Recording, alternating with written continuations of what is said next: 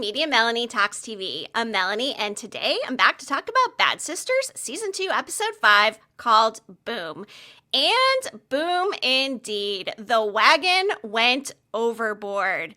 This episode description reads, in a bid to stay out of trouble, the sisters take their next steps in their plan with Angelica, just as a desperate Eva puts a target on their backs. And this episode was very Eva-centric, and a lot happened. I've got to say, just overall, I'm pretty happy with this season of Bad Sisters so far, especially given that it was really meant to be just a one-season limited series. They've done a really great job creating this new mystery, and so much happened here.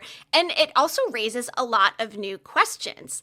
The episode opens with Eva. It's her 50th birthday. She's working out with her menopause coach, Eileen, kind of complaining about her relationship with Blonded, saying she's no longer her favorite aunt. She's now just some basic bitch. And that really sets the tone for this episode because, of course, Blonded going missing prevents Eva from being on that boat ride and really could shine a light on her even more, especially now that she's let the cat out of the damn bag about the money. Why would she do that?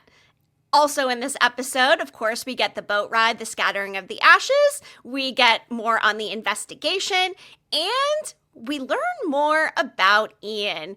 And let me just say, something is not sitting right. One of my initial theories this season was that Ian was actually the one who was blackmailing Grace. He took off, he was blackmailing her. Maybe it wasn't actually Angelica. What else could he possibly be involved in?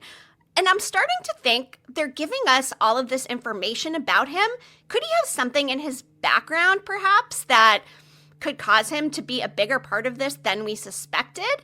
There are just a few clues about this. First of all, when Houlihan shows up at Ian's house, he's got all of those papers spread out. Essentially looks like he's dealing with Grace's estate stuff and says it's a big job. We also see the picture of his sister Colleen, who he said he lost in Canada 2 years ago. And Houlihan had put together that Eva had told the police that Grace and Ian met in a bereavement group, in Angelica's bereavement group, but Ian had said they met online, which I guess technically they did, as he said the group started out online. But I don't know, something just does not feel right about this. Yes, Ian did go to Angelica and say, hey, stop bothering the sisters. Ian and Eva also have something blossoming there. Of course, we had that kiss in this episode. Ian comes over and is like, hey, do you need me to clear your gutters? And I'm just thinking, that's a sexual reference if I've ever heard one. Then he gives her these super nice slippers. And seemingly something obviously will happen between the two of them. But I am just not ruling Ian out as some sort of a bigger player in all of this. And I had said before, maybe it was Ian's body in the trunk, but then I started shifting towards Angelica, given that she's caused so much trouble. But I'm starting to think that maybe Ian does have more to do with this than we suspected, and maybe it's Ian's body in the trunk after all. If it's not Ian, I don't know. I think it could be Roger. First of all, karaoke Roger is the vibe that we all needed. But seriously, why is he asking out all of the Garvey sisters? It is just so desperate and sad. But then seeing him singing the karaoke kind of filled me with a little bit of Roger joy. So I don't know. I'm thinking it's got to be Roger or it's got to be Ian in that trunk. And of course, we've still got many episodes left to clear that up. So I expect some twists will come, of course, as they did in the first season, which was one of the best twists that I did not see coming. So my hopes are very high that we will get an equally good twist here in season 2. I just started thinking, what if Ian somehow is targeting the Garvey sisters? Could he have been some sort of relative to JP and felt entitled to this money? And then he learned Grace killed him and then he started blackmailing Grace. But if so, why was the money still buried underneath the turtles? Of course, they've given us clues that there was something buried in the promo pic behind me. You can't see right now. And also, pardon the green screen, we've got some furniture moving situations around the house right now, and I've had the flu for a couple of days. But we saw in the promo poster that Grace has a spade in her hand for digging. So I would assume she was the one that put the money under there, but wasn't she supposed to have the money in the car? She was. The money is missing. And of course, Eva lets the police know that, which is a big mistake. But why would Grace have put the money under there? Was she going to meet up with somebody and not give them the money? Was she actually running away? I just can't see her leaving her daughter there. I don't know. Things just are not adding up. And then we see Loftus go to look for the money. He, of course, does find it underneath the turtles. He, of course, needs the money for his divorce attorney since his daughter will be moving to Australia and he needs the funds in order to fight the custody battle. But who put it there? I think Ian did. I think Ian is at the crux of this all. Maybe he was the blackmailer. I don't think he was working with Angelica because obviously he did confront her before, but my mind keeps circling on Ian. We had Angelica even calling him out for being a bad guy. Could it be that Angelica was not the big bad one and they're right and it is Ian, perhaps? He comes across as this really decent, nice guy. So it would make sense. But again, with so many episodes to go, TBD. I will definitely circle back to my trunk theories later. But let's get more into this episode. There were so many emotional moments here. The arrival of the karaoke machine after Grace passed away, but she had still managed to have it sent to Eva's house. That hit pretty hard, along with the birthday party when all of the sisters were singing the song. Losing a sibling completely sucks, and just watching this grieving process and continuing to infuse in some of the comedy, but also these deep emotions. When Eva goes to the wall and kisses the growth chart mark with Grace's name on it, that just tore me up. Another really emotional moment, I think most for BB, is when Becca confirmed her pregnancy to the sisters, because obviously BB is on her own IVF journey, and then Becca just casually announces she's pregnant. She had broken up with her boyfriend. It was obviously very easy for her to get pregnant. So I do think that creates a little bit of maybe turmoil with BB, or maybe even jealousy. Then I started thinking, what if the baby comes into play in a different way than we were expecting? These sisters are very close. Now, what if Becca decided that she would give her baby to BB and her wife? Because she did say that she was still not sure what she was going to do. And the pregnancy storyline did seem a little bit extraneous. So perhaps it is all very intentional, and this pregnancy storyline will circle around in order to give her baby a sister. Now, I don't know if I could ever do something like that. I've got 2 children, and I could never imagine giving them away. Maybe that's not the right term, but maybe it could be different if it's within your family and it's treated as more of a surrogate situation. So we'll see what ends up transpiring with the Becca situation. I was hoping we'd get a little bit more Matt in this episode, but we didn't need it because we got a whole lot of other stuff. Now, Blonde was also very front and center in this episode. Of course, her going missing, which was actually going over to Angelica's house. Angelica gave her money to go shopping. Eva had given her the day off from school and couldn't find her. Of course, what are the odds social services would show up? I've got to think Angelica must have called them. And then, of course, she showed up after that big 50th birthday party. There's no food in the fridge. There are remnants of alcohol everywhere. So I don't think it's looking good for Eva in terms of keeping Blonde. And Blonde wants nothing to do with her either. And, of course, Angelica and the whole Blonde thing, her having that room set up, her having this relationship with her, it's all so strange, especially the start of the episode when Angelica was mentioning that maybe Eva shouldn't go to scatter the ashes, which, by the way, the fact that they're even giving into this stupid plan of hers to allow her to scatter these ashes, which of course we know are fake, is just crazy. But I guess they do have to humor her given what she knows, so it happens. And Becca did apologize. She apologized for breaking into her house. Of course, Angelica said something like, oh, you're not very good at apologies either. She just knows how to push people's buttons. But her absolute obsession with Blonde is just so bizarre to me. And then again, she's also warning the sisters that Ian can't be trusted. But why is that? Is it just because Ian came over and had that talk with Angelica? Is it because Grace moved on so quickly? Could there be some kind of connection between Ian and Angelica that we're not seeing? Something just does not add up here. Ian was also pretty adamant that Eva not go to the police when Blonde was missing. It seemed almost too adamant. Maybe he was just looking out for her because he cares for her, because they're finding comfort in each other, and he didn't want her to blow up the situation given everything else that's going on.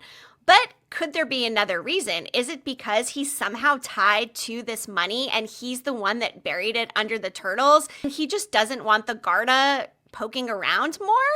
Ian, I don't know. I'm watching you, buddy. I am watching you, Ian. So let's talk about the boat ride. First of all, I don't know if it's a good idea to ever just borrow somebody's really nice boat without asking. And of course, there's probably going to be some sort of video surveillance there at the marina. So I would imagine this is going to come circling back to all of them.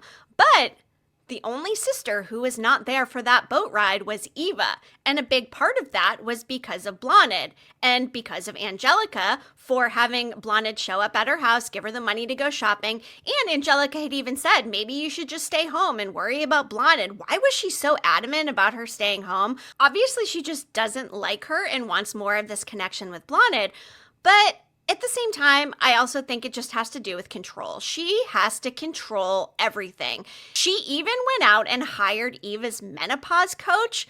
Why is she so obsessed with the Garveys? We may never know because now, of course, she's gone. She went overboard. When Angelica was initially dumping the ashes, there was a wide shot where the boom was directly behind her, swaying a little bit.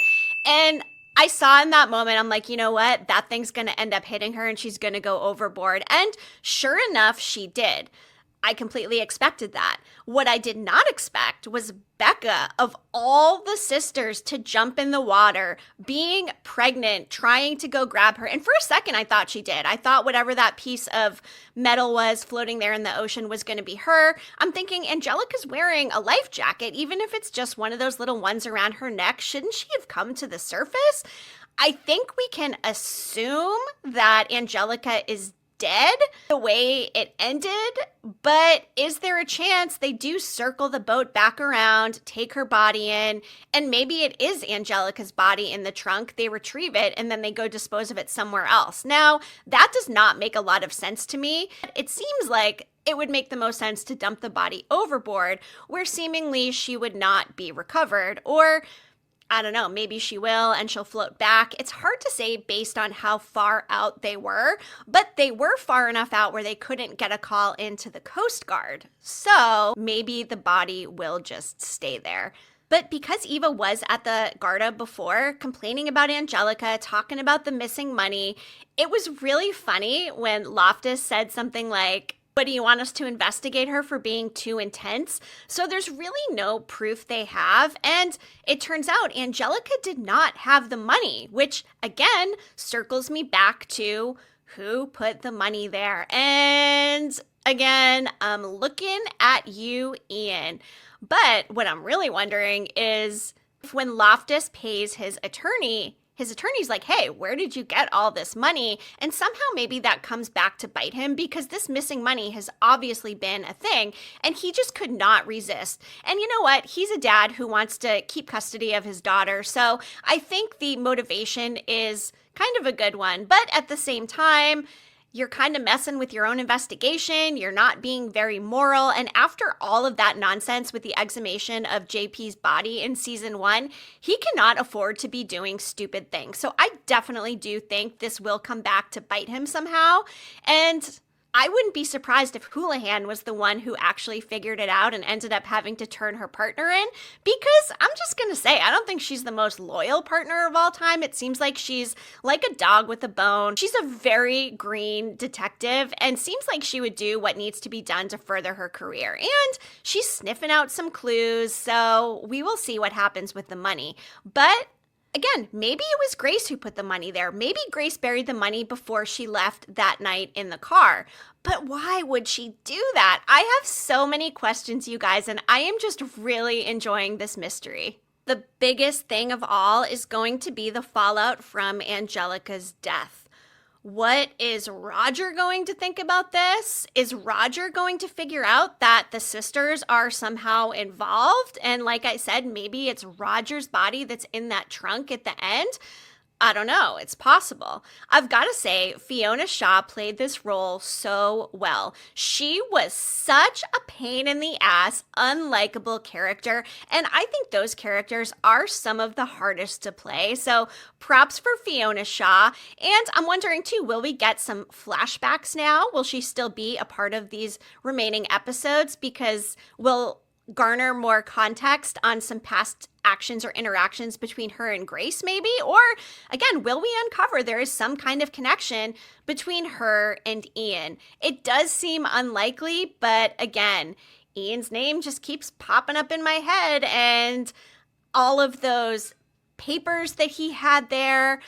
Could he be a relative of JP's and he's coming back to somehow claim this money? What would his motivation be otherwise? Was he blackmailing his own wife?